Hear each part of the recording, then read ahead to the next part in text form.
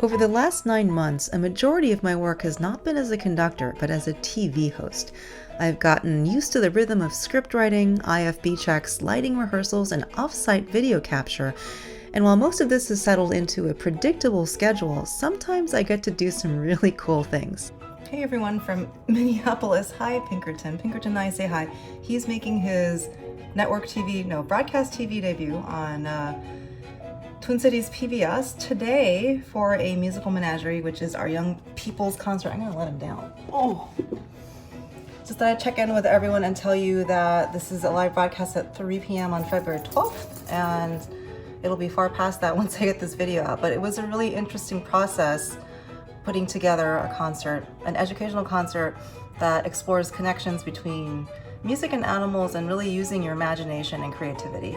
I got to go to the zoo, and you'll see some footage from that. I thought it would be interesting for you to see the weird and random kinds of things that conductors do. I think this is something I especially am a part of because I'm sort of committed to the idea that we should be creating not just concerts but experiences that have a larger message and use music as a tool to be able to understand each other and the world better. And I think that that's the power of art and the power of music. So we'll see some footage from the zoo. I spent an entire day there. It's a lot of fun and really interesting. I learned a lot, and I think we put together a great concert. It'll be streaming on the orchestra's website by the time this video comes out. You need to sign up for an account, but it is free. There's other content on there, including my midwinter gathering concert from December, and there will be another concert in April taking us around the world. So see you guys later.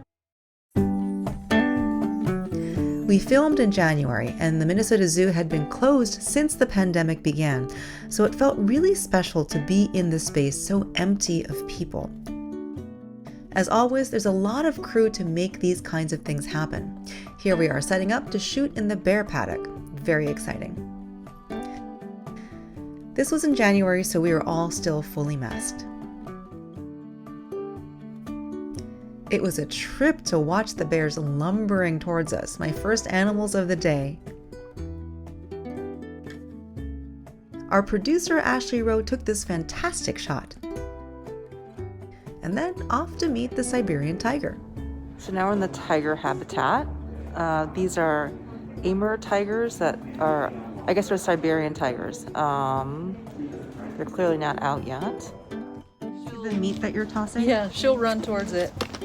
Yum. It's just horse meat, so we don't feed like beef or anything like that because horse is a lot better. It's a lot leaner. Oh, so okay. Interesting. Nutrition-wise, it's way better for them. And she's out there. Her name was Callisto, and she was beautiful. I got to see her bounding down the hill in her enclosure. Very cool, but also a little scary.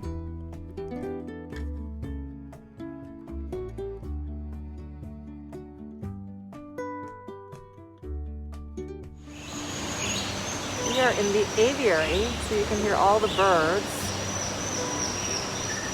all around us.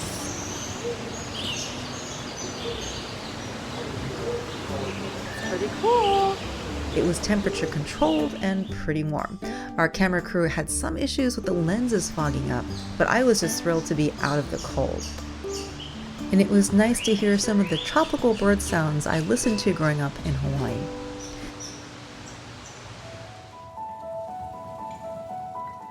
Speaking of Hawaii, I loved visiting the tropical reef area with an incredible rainbow of fish of all shapes. I find water really soothing, and this was a great spot to take a breather.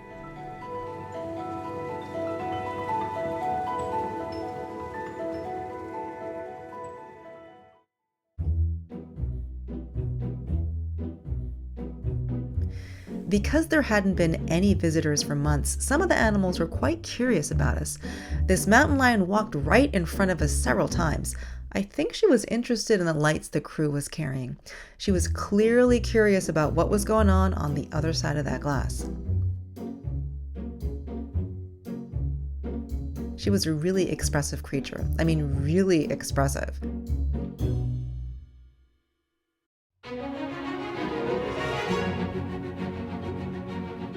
We were introduced to a hawk who wasn't so keen on all the cameras and sound equipment in the room, but it was kind of amazing watching her sweep over our heads. The owl was more willing to have her close-up. I don't think I've ever been this close to a bird so big. Her name was Gladys, and she was really vocal.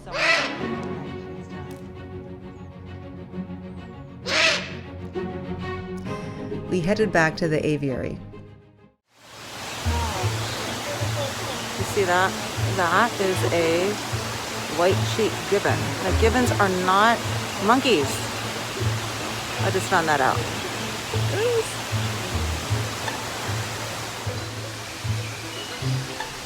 The gibbons were extraordinary. I could watch them forever.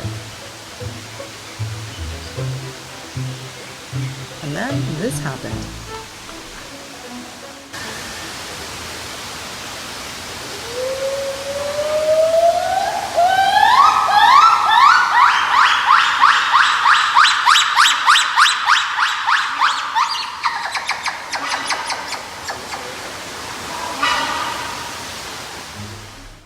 Apparently, that usually only happens in the morning, and by this time it was the afternoon, so I feel really lucky to have caught that incredible gibbon call. We also learned that gibbons love feeding time for the ducks in the moat around their island because the duck food floats around, and they can scoop it up with their incredibly long limbs and have a little duck food treat. Yum. One of our final stops was to see the snow monkeys and to hear more from the zookeepers. So you said monkeys are susceptible to COVID just like humans. In the same way, would you say? Pretty much the same way, yes. Okay. Oh. Yeah, a lot of recent research is showing like a number of animal species are pretty susceptible. Because I remember hearing early on that a tiger got Yeah, COVID. so cats, the big tigers over in Bronx Zoo. Gorillas just came down with it as well. Really? Otters seem to be pretty susceptible, or all that mustelid family, so otters, ferrets, whatnot. No kidding. And so the more we learn, the more we're finding out that it's not just humans that are mostly susceptible. It's a lot of things.